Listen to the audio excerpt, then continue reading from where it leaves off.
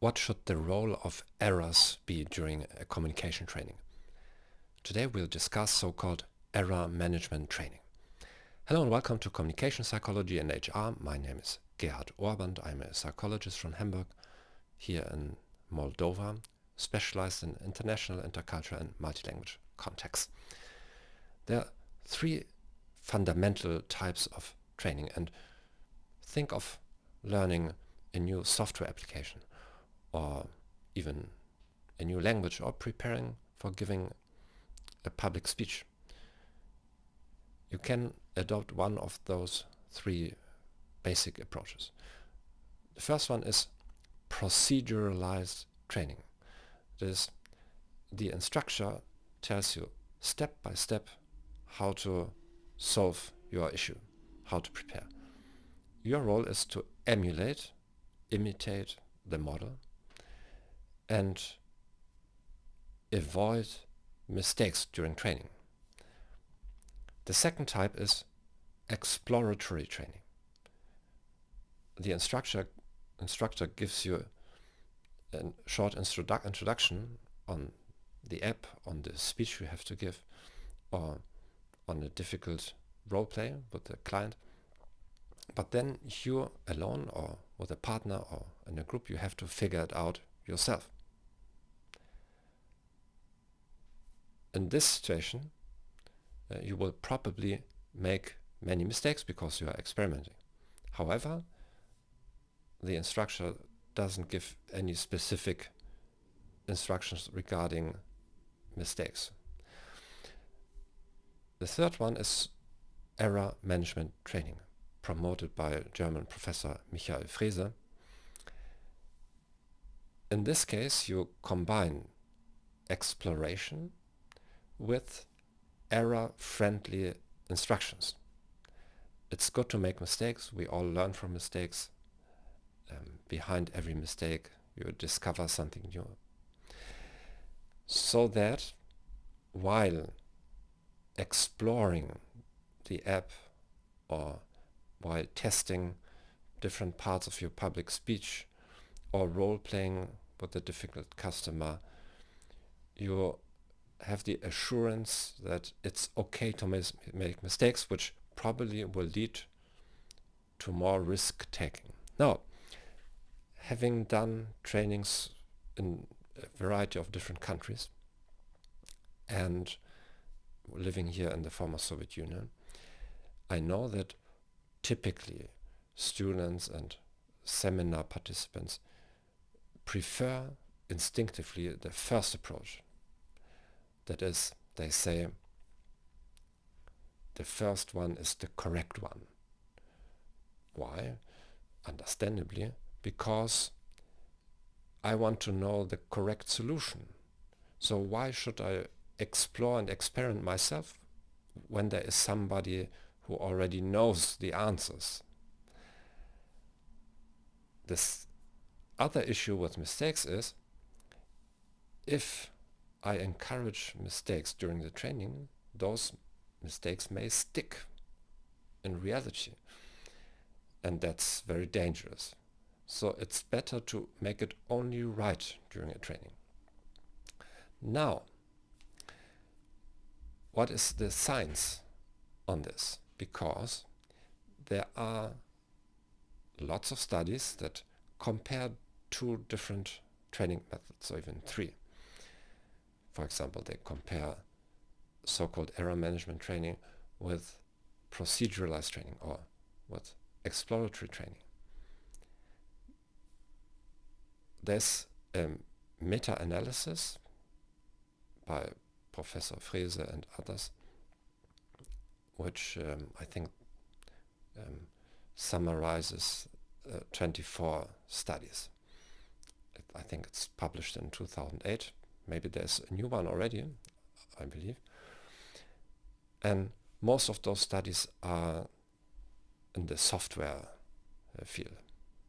Also probably because it's easier to make experiments on people sitting on the computer, and it's probably more objective what a mistake is and what not.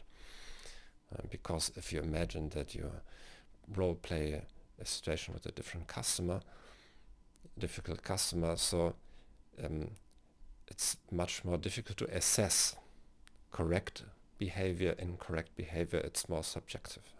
But if you're learning to use a new software application, then it's clearer what is a mistake and what the correct answer. Now,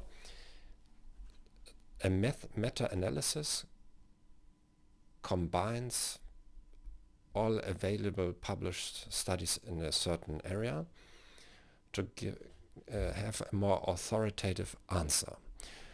Because, for example, if I'm a proponent of error management training and in my concrete study I have a significant and positive result in favor of my method, this result may be due to chance. And you, as a skeptic, may try to replicate my experiment and you find it's not significant and it's not in the positive direction. On the contrary, proceduralized training is better. But if we add statistically and calculate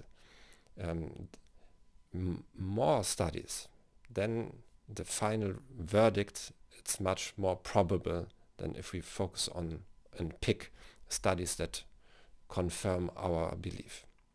So this is, in general, in psychology, the advent of so-called meta-analysis to settle some issues, to have more definitive answers. Now, why does it work and when does it work? So, why does it work? Because having people repeat the correct answer, you know that from school and from your old children, doesn't stimulate own cognitive efforts as much as if you have to find the answer yourself. So that's why typically children at school, even if the teacher is well intended to let them find it out for themselves, often yield to the collective pressure of the class to give them the right answer.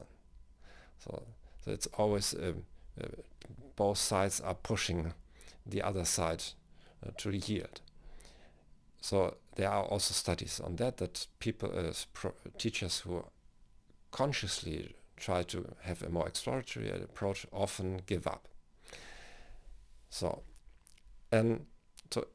if you explore your process, the situation more deeply, and if you are encouraged to make mistakes, you take more risks in the exploration. And why is this important? A typical communication problem we all have is that we have a small range of behavioral options. So it's our personality, our habits, our style. But our customers and colleagues differ. And the narrower the range of our potential behavior responses, the more difficult to fit in with new people. And the wider the range of options we have, the higher the probability that we may fit. So, but how can we open up new options in our repertoire? Only if we practice them. But most often we don't practice things that are outside our comfort zone of typical behavior because we feel it's wrong. So for somebody who is very introverted, being a bit more outgoing feels instinctively incorrect. On the other hand, somebody who is very abrasive and aggressive, just listening to the contrary position and being more diplomatic also feels instinctively wrong. So if you encourage during training, even using a bit more extreme and absurd role-playing situations that are not exactly like the real life situation, you encourage people widen their options. And this later on will have a bigger transfer effect, because what's important also to know is that during a training we cannot practice all different kinds of communication situations that our employees will have. So a training is time limited. And if you practice with proceduralized training, you practice for one concrete situation, but the real clients doesn't fit into this situation. He is a bit different, or she. So if during training you practice with explanation, the chances are higher that participants will find their own solutions, because during the training they already did this. They already had to force their gray cells to work. But if the only thing they were memorizing was memorizing a correct sequence of phrases, then probably they will be at a loss with real life customers. Now, the advantage of error management training, as I said, is it's a deeper processing of the situation, which may lead to better transfer to different situations. On the other hand, if we are training for very narrow, standardized procedures of communication with some clients, where there is no unpredictability, no improvisation required, it's very standard, then in such a case error management will not be superior. So the more complex, unforeseeable situations are, the higher the impact of error management training. And also you need to be aware, most training designers are aware of the fact we measure performance directly at the end of the training, and then we can say how people have improved, how well they perform. But there's also a difference if you measure it in later, in a month or after 6 months. What happens if you compare error management with proceduralized training?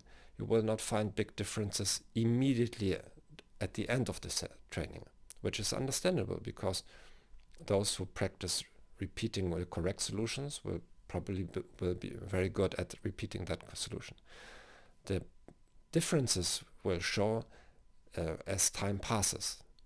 Then those that had the exploratory plus error-friendly instructions will be much superior. And this is also logical why this happens. Because they processed it deeper and they will remember it better, because it was their solution, their effort, and it was not repeating something. So what do you think about all this? I highly recommend checking out Michael Frese. Unfortunately, he doesn't have a weekly YouTube channel or something. He has also different other interesting research, like action theory. So check him out and tell me what you think about this. All the best. Bye bye.